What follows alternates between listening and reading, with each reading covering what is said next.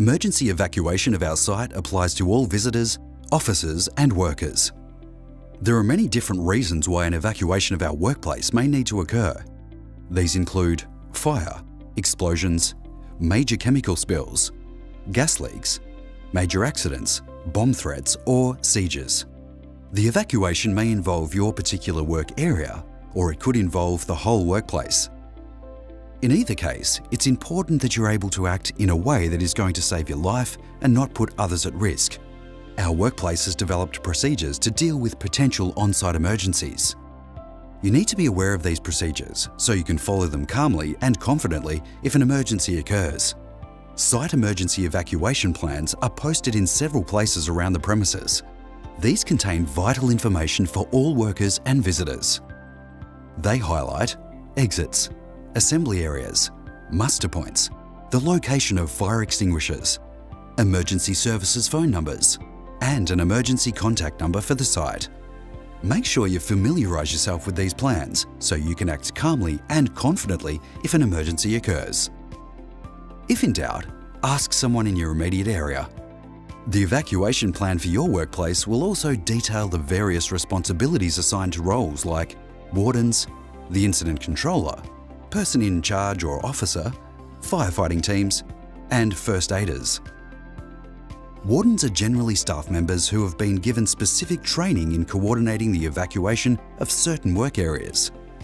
Their names and/or photos may be posted on a notice board in your area. They are usually identified in an emergency by the colour of their helmet, an identification card, or even an armband. It is the warden's responsibility to instruct people when to evacuate the area, and it is your responsibility to follow their instructions. A warden is also responsible to account for the number of people in their area, so you will need to advise them if you have a visitor or subcontractor in your area. Incident controller, person in charge or officers. Someone on site will be nominated to take control in an emergency. It will be their responsibility to decide on the appropriate action and when it's safe to return to work. It is important that you know who this person is. Firefighting teams. These are specially trained workers who would be able to fight a fire, or they may also be trained to clean up spills or contain leaks. They will usually be identified by the colour of their overalls or uniform. First aiders. Most workplaces have trained first aiders who can provide support until medical attention is accessed. They can also assist workers who have minor injuries or illnesses at work. Often they'll be identified by a badge, or their photos may be displayed on a notice board in your workplace. If you hear the emergency alarm, you must remain calm. Walk, don't run to the nearest exit. Follow instructions given by the evacuation wardens. Go straight to the designated assembly area, nominated by the emergency warden.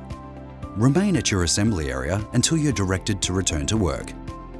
When you begin work at your new workplace, you'll need to find out who your area warden or incident controller are, what the evacuation plan includes, and where it is displayed, where first aid boxes are located, and who the first aider for your work area is, how often emergency drills occur, and what the emergency contact number is for your site. If you discover an emergency, report it immediately to your site contact or an emergency warden.